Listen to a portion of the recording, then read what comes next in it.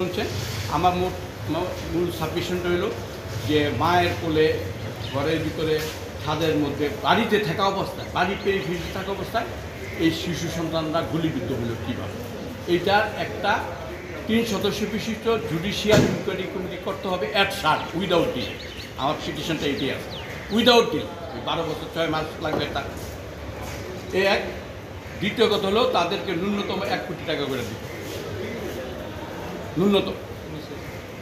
R pending hearing of the rule, প্রাথমিক অবস্থা তাদেরকে 50 লক্ষ টাকা প্রত্যেক শিশুকে পিতামাতাকে 50 লক্ষ টাকা করে ক্ষতিপূরণ ইমিডিয়েট এডিনটিভ অর্ডার।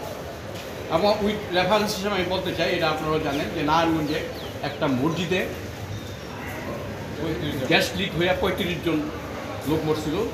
সেখানে সেই কেসে কোর্ট 5 লক্ষ টাকা এডিনটিভ অর্ডার দিচ্ছিল এবং সেই 5 লক্ষ টাকা তারপর থেকে পাইছে।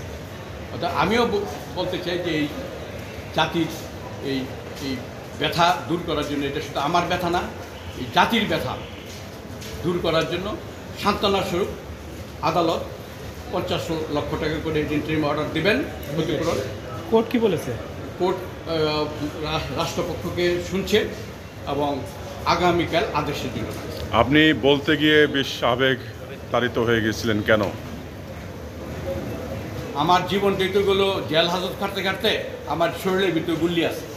আমাকে বাঁচাই থেকে আরেকজন লোক ইব্রাহিম গুলিবিদ্ধ হয়ে মারা গেছে। আমরা জানি যে প্রশাসন যন্ত্র, সরকারি একটা যে যন্ত্র, এই কনস্টিটিউশনটা কীভাবে তারা র্যাপচার করে এটা আমরা জানি, আমরা ভুক্তভোগী। আমি নিজেও 50 করে এই গায়েবী মোকদ্দমা আসামি। আমি গায়েবী মোকদ্দমা নিয়েও রিট নিয়ে আসবো। আমি সব কাগজপত্র রেডি করতেছি। এবং বলছিলেন কোর্টকে রাষ্ট্রের দায় আছে, কেন বলছেন? একটা 561ও আমি এর আগেই করে রাখছি, সাবমিট করতে পারিনি। এখন সময় হয়েছে সাবমিট করবো। গত মাসে আমি এফিডেভিট করবো। রাষ্ট্রের দায় অবশ্যই আছে। রাষ্ট্র একটা স্বাধীনতা আমাদের কী দিচ্ছে? স্বাধীনতা আমাদের একটা সংবিধান দিচ্ছে।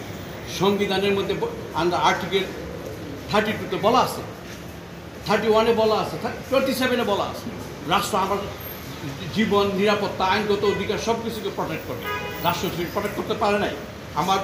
আমার স্টেটমেন্টের মধ্যে বলা আছে, প্রবত 19 অথবা 20 নম্বর প্যারাগ্রাফে আমি বলছি যে এই বাংলাদেশের জনগণ আর কোনো দিন দেখে নাই যে একটা এই জনগণের আন্দোলনকে প্রতিহত করার জন্য হেলিকপ্টার ব্যবহার করা দেখে। এটা রাষ্ট্র করছে, রাষ্ট্রীয় are the Exchequer of the state, রাষ্ট্র এটা করছে। অর্থাৎ রাষ্ট্রই ক্ষতিপূরণ দিতে পারে। রাষ্ট্র ব্যর্থ হয়েছে আমার নিরাপত্তা, আমার সন্তানের নিরাপত্তা। রাষ্ট্রপক্ষ তো আইন উপদেষ্টার বরাদ দিয়ে বললো যে কমিশন অলরেডি গঠন করার প্রস্তাব করেছেন, তাহলে এটা আলাদা কমিশনের না, ওই যে কমিশন করা হয়েছে এই কমিশন এখনো বাতিল করা হয়নি। সেই কমিশনের আপনাদের যে রিপোর্ট সেটাও আমি এনেকচার করছি।